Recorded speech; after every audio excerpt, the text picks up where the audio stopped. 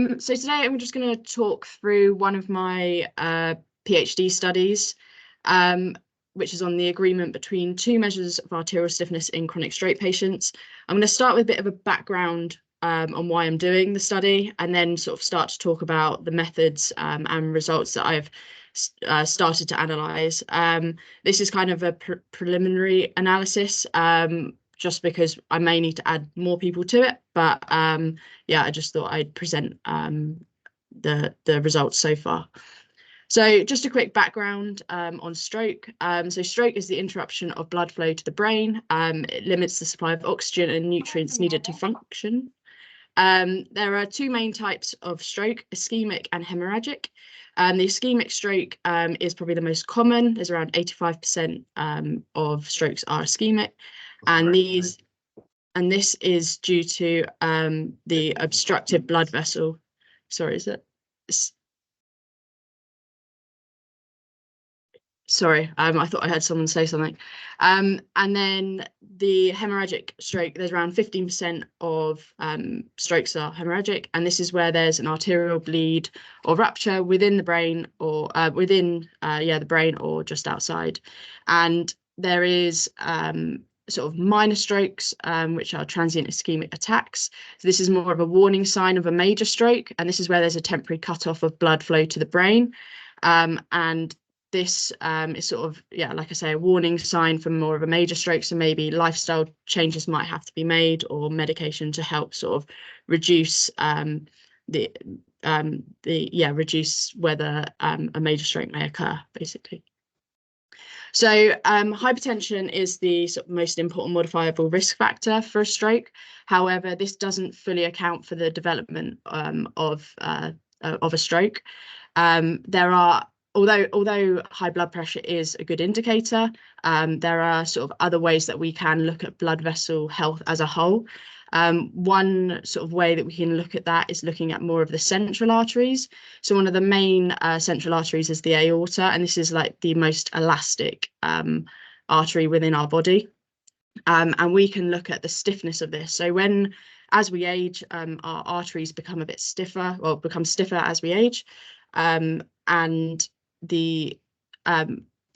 Sorry, let me start that again. So yeah, as we age, our arteries become more stiffer, so the elasticity of those arteries reduce, and this is a strong predictor of stroke. So my research is basically looking at sort of those stiffness of those arteries, and this provides further information of that of the blood pressure at the arm. One way we can look at the stiffness of the arteries is through pulse wave velocity.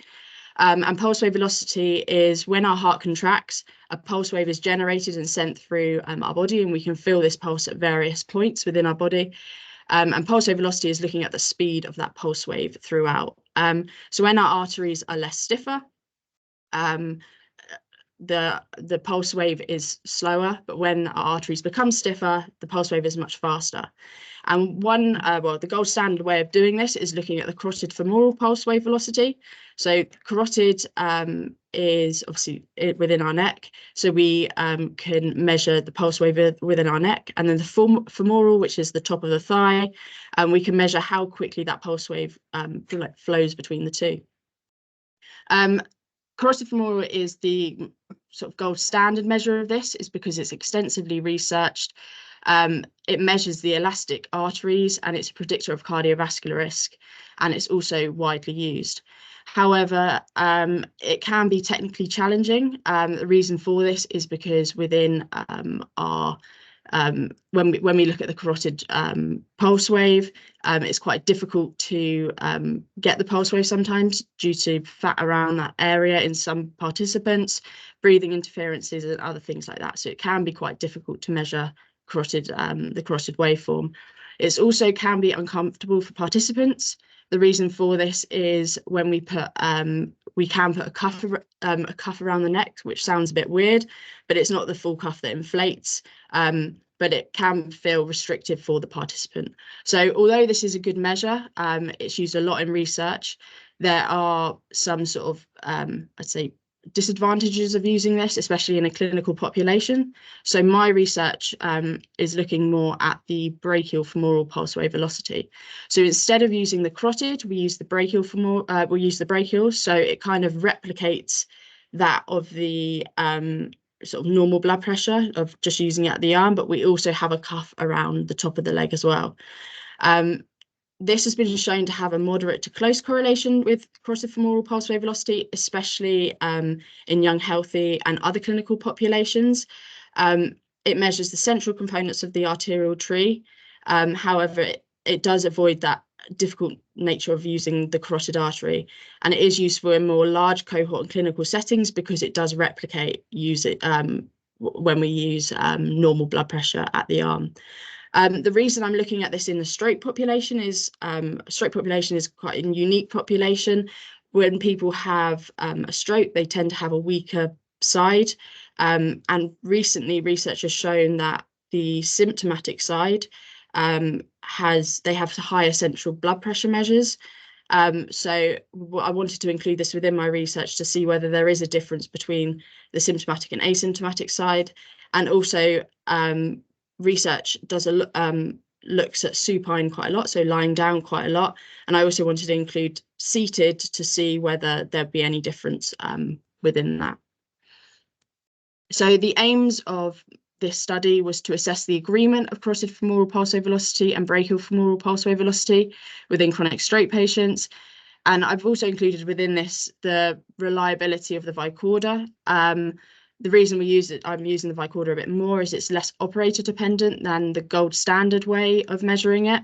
And I wanted to see whether this device could be used in more clinical setting and research studies, so like bigger research studies. So we'll be looking at that in the supine and seated posture and symptomatic and asymptomatic sides. So far, participant-wise, I've had 19 participants for the agreement side and 15 participants for the reliability. There was an inclusion and exclusion criteria. The inclusion criteria was 3 months post-stroke, a minor stroke or TIA, and that they were diagnosed by a consultant.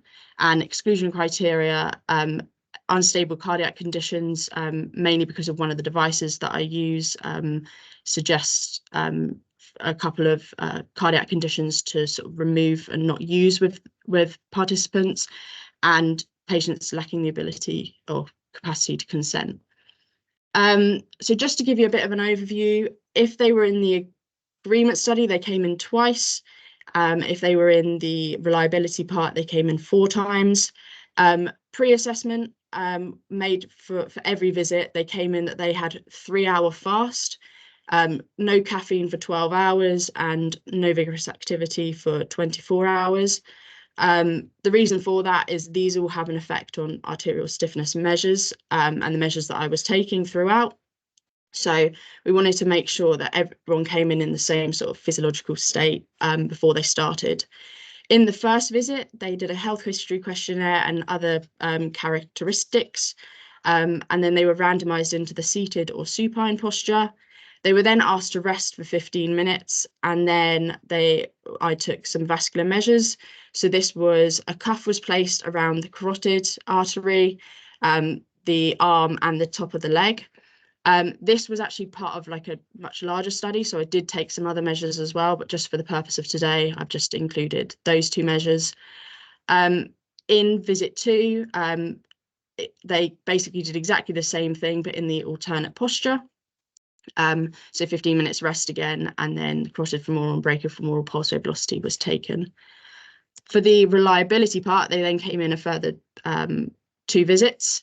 They were randomized into the seated or supine, rested for 15 minutes, and then the same vascular measures were taken. And then within the same session, it was repeated again.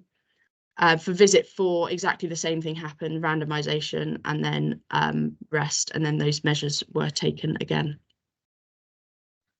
So just to give a bit of an overview of the results, So as you can see, there was a strong to moderate correlation shown between both the measures, which is what what you would expect for a young, healthy and other clinical populations from other research that has been done.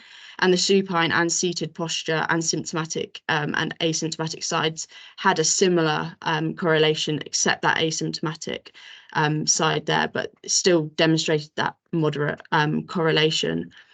I also included the bland ointment, so it basically looks at the mean difference between the two measures, and we would expect the brachial-femoral to be slightly higher, mainly because it's using a part of a muscular artery, which is the brachial artery. However, although both of them, so the seated posture actually demonstrated a much higher difference between the two measures. So from this sort of preliminary data analysis, better overall agreement was in the supine posture, which is what you would expect when looking back at other research, which a lot of research does do it in the supine posture rather than the seated. Reliability wise, we found like good to excellent reliability in both postures. However, there was a smaller coefficient variation compared to the brachial femoral in both sides, and brachial femoral pulse wave velocity was better within the supine posture rather than the seated. So a kind of the summary from this was that the supine demonstrated better overall agreement and reliability for both the symptomatic and asymptomatic sides. So if we were taking this further, I would make sure that doing things in the supine posture rather than the seated. And also, I feel that there could be potential to be implemented into clinical settings. However, I think there needs to be more research before this actually does happen. So firstly is making sure that the brachial femoral can actually track changes similar to carotid femoral, and also can it be used in large studies. So at the moment we know a cutoff point that for carotid femoral pulse wave velocity, so at 10 meters 10 meters per second for pulse wave velocity, if that if at that cutoff point there's an increased risk of cardiovascular disease.